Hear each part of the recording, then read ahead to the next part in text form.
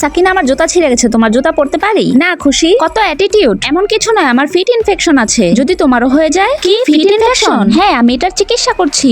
সত্যি? সাকিনা অনেক সৎ। এত সুন্দর হওয়ার পরও এত বড় বিষয়টা কত সহজে বলে ফেললে। আমি অনেক সতর্ক থাকি, আমার মোজাও সবার থেকে দূরে রাখি। সাকিনা, তোমার স্কলারশিপ আর পার্ট টাইম জবের অ্যাপ্লিকেশন অ্যাপ্রুভ হয়েছে।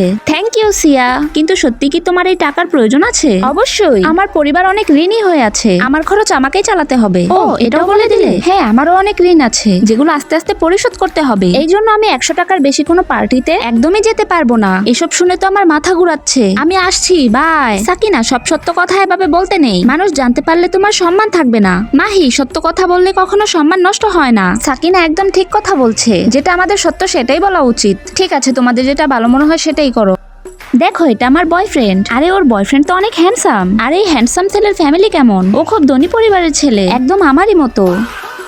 মাহি, তোমার ওকে সত্য কথা বলা উচিত, মিথ্যা বললে সম্পর্ক টিকে না। সাকিনা, তুমি এটা কেন চাও যে সবাই তোমার মতো হবে? আমি তো তোমার ভালোর জন্যই বলেছি। সাকিনা, তোমার জন্য নাস্তা এনেছি, তুমি আমার বন্ধু হবে? না, এখন আমি শুধু পড়া আর টাকা ইনকাম করতে চাই। আরে বাহ, তুমি তো খুব লয়াল। চলো বন্ধুরা যাই, সাকিনা খুব ভালো মেয়ে। এই ফ্রির নাস্তা তোমরা খাবে? মাহি, আমার বাবা তোমার আসল পরিচয় জেনে গেছে। তোমার পরিবার তেমন নয় যেমন বলেছিলে। তোমার সাথে ব্রেকআপ করছি, আর কখনো আমাকে ফোন দিবে না। আমরা সাকিনার সততাকে পছন্দ করি। তুমি সাকিনার মতো সৎ হলে তোমার সাথে এমনটা হতো না। এখন থেকে আমিও সত্যি কথা বলবো। যখন তুমি সত্যের পথে চলবে, তখন দুনিয়া তোমার জন্য সুন্দর হয়ে যাবে। ভিডিওটি ভালো লাগলে লাইক ও সাবস্ক্রাইব করে কমেন্টে লাভ ইমোজি দিয়ে যাও।